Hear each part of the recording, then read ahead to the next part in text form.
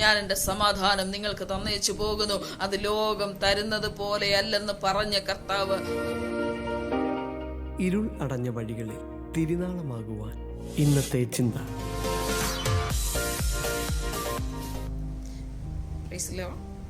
ഏവർക്കും സ്നേഹവന്ദനം. ഇന്നത്തെ ചിന്തയ്ക്കായിട്ട് നാം ചിന്തിച്ചുകൊണ്ടിരിക്കുന്ന വചനഭാഗം യെശയ്യാപ്രവചനത്തിന്റെ പുസ്തകമാണല്ലോ. യെശയ്യാപ്രവചനത്തിന്റെ പുസ്തകത്തിൽ 61-ാം അധ്യായമാണ് ഇന്നത്തെ ചിന്തയ്ക്കായിട്ട് നാം ചിന്തിക്കുന്നത്. ഇതിനകത്ത് യെശയ്യാപ്രവാചകൻ പറഞ്ഞിരിക്കുന്ന ഭാഗങ്ങൾ പുതിയ നിയമത്തിലും നമുക്ക് അപ്രകാരം തന്നെ കാണുവാനായിട്ട് കഴിയുന്നുണ്ട്. സ്തോത്രം. പുതിയ നിയമത്തിൽ ലൂക്കോസിന്റെ സുവിശേഷം 4-ാം അധ്യായത്തിന്റെ 18-ാം വാക്യത്തിൽ ഇങ്ങനെയാണ് പറയുന്നത്. യേശു കർത്താവ് ആലയത്തിൽ കടന്നുപോയി. നമുക്ക് അറിയാവുന്ന ഭാഗമാണ്, വചനം വായിക്കുന്ന ഏവർക്കും അറിയാവുന്ന ഭാഗമാണ്. ആലയത്തിൽ കടന്നുപോയി ആരാധനയ്ക്കായിട്ട് പോയിട്ട് അവിടെ എഴുന്നേറ്റ് നിന്ന് യെശയ്യാപ്രവചനം വായിച്ചതായിട്ട് നമുക്കവിടെ കാണുവാനായിട്ട് കഴിയുന്നുണ്ട്. 4-ാം അധ്യായം അതിന്റെ 18-ാം വാക്യത്തിൽ എങ്ങനെയാണ് വായിക്കുന്നത്? ദരിദ്രന്മാരോട് സുവിശേഷം അറിയിപ്പാൻ കർത്താവിനെ അഭിഷേകം ചെയ്തിരിക്കയാൽ അവന്റെ ആത്മാവ് എൻ്റെ മേലുണ്ട്. ബദ്ധന്മാർക്ക് വിടുതലും കുരുടന്മാർക്ക് കാഴ്ചയും പ്രസംഗിപ്പാനും പീഡിതന്മാരെ വിടുവിച്ചയപ്പാനും കർത്താവിന്റെ പ്രസാദവർഷം പ്രസംഗിപ്പാനും എന്നെ അയച്ചിരിക്കുന്നു. Praise the Lord. 61-ാം അധ്യായം യെശയ്യാപ്രവചനത്തിലും ഇതേ വചനഭാഗം തന്നെയാണ് പറഞ്ഞിരിക്കുന്നത്. എളിയവരോട് സദ്വർത്തമാനം ഘോഷിപ്പാൻ യഹോവനെ അഭിഷേകം ചെയ്തിരിക്കൊണ്ട് യഹോവയായ കർത്താവിന്റെ ആത്മാവിന്റെ മേലുണ്ട്.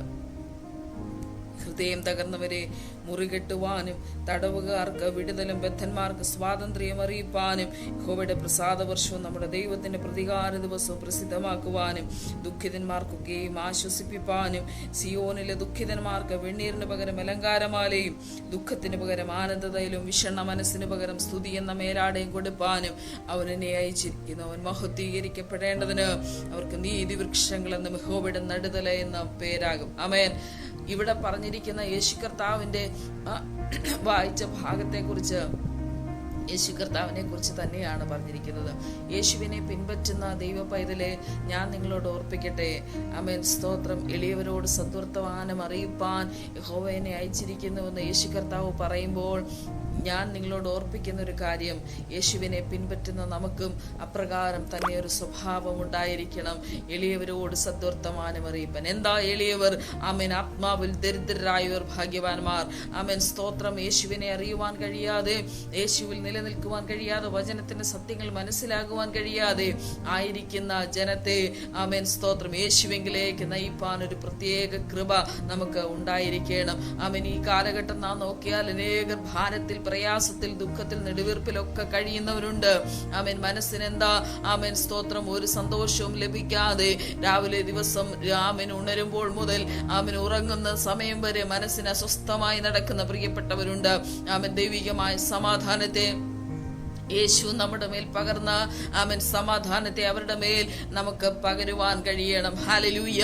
ഞാൻ എൻ്റെ സമാധാനം നിങ്ങൾക്ക് തന്നേച്ചു പോകുന്നു, അത് ലോകം തരുന്നത് പോലെയല്ലെന്ന് പറഞ്ഞ കർത്താവ് നമ്മുടെ മേൽ പകർന്ന ദൈവിക സമാധാനം ദുഃഖം അനുഭവിക്കുമ്പോഴും, ഭാരം, രോഗമൊക്കെ ആമേൻ സാമ്പത്തിക ബുദ്ധിമുട്ടൊക്കെ അനുഭവിക്കുമ്പോഴും ദൈവികമായ സമാധാനം അനുഭവിപ്പാൻ നമുക്ക് കഴിയുന്നുണ്ടോ? അങ്ങനെ ഒരു അനുഭവത്തിലാണ് നാം ആയിരിക്കുന്നതെങ്കിൽ മറ്റുള്ളവരിലേക്ക് ദൈവിക സമാധാനം പകർന്നു കൊടുക്കും നമുക്ക് കഴിയണം. അങ്ങനെ കഴിഞ്ഞാൽ ആമേൻ ഒരു ദൈവിക വിടുതൽ നമ്മുടെ ജീവിതത്തിലും ഉണ്ടാകും, മറ്റുള്ളവരുടെ ജീവിതത്തിലും ഉണ്ടാകുന്നതായിട്ട് നമുക്ക് കാണുവാനായിട്ട് കഴിയുന്നുണ്ട്. 61-ാം അധ്യായം അതിന്റെ 11-ാം വാക്യം അവസാന വാക്യത്തിൽ ഇങ്ങനെയാ വായിക്കുന്നത്: ഭൂമി തൈകളെ മുളപ്പിക്കുന്നത് പോലെയും തോട്ടമതിൽ വിതച്ച വിത്തിനെ കിളിർപ്പിക്കുന്നത് പോലെയും യഹോവയായ കർത്താവ് സകല ജാതികളും കാണുകെ നീതിയെയും സ്തുതിയെയും മുളപ്പിക്കും. ദൈവനാമത്തിന് മഹത്വീകരിക്കപ്പെട്ട നിലയിൽ നമ്മെ മാറ്റുവാൻ, ഹല്ലേലൂയ, നാം സമാധാനം പകർന്നു കൊടുത്ത് മറ്റുള്ളവരെ മാറ്റുവാൻ, ചില നീതിയെ മുളപ്പിക്കുവാൻ, ദൈവത്തിന്റെ അത്ഭുതം നടക്കുവാൻ അവിടെ കഴിയണമെങ്കിൽ മറ്റുള്ളവരിലേക്ക് സമാധാനം പകരുന്നവരായിട്ട് നാം മാറണം. അപ്രകാരം ദൈവം നമ്മെ ഉപയോഗിക്കട്ടെ. ദൈവിക സമാധാനം പകർന്നു കൊടുക്കുന്നവരായി, ദൈവത്തിന്റെ വിടുതൽ, യേശുവിന്റെ സ്നേഹം പകർന്നു കൊടുക്കുന്നവരായിട്ട് നാം മാറിയാൽ ആമേൻ നമ്മുടെ ജീവിതവും അനുഗ്രഹിക്കപ്പെടും, നമ്മുടെ കുടുംബം അനുഗ്രഹിക്കപ്പെടും. ആമേൻ സ്തോത്രം. മറ്റുള്ളവർ ആമേൻ ദൈവിക സമാധാനം അനുഭവിപ്പാനിടയായി തീരും. ഈ വചനങ്ങളെ കൊണ്ട് ദൈവം നമ്മെ ആശ്വസിപ്പിക്കട്ടെ. ദൈവത്തിന്റെ സമാധാനം നമ്മോട് കൂടെ ഇരിക്കട്ടെ. God bless you.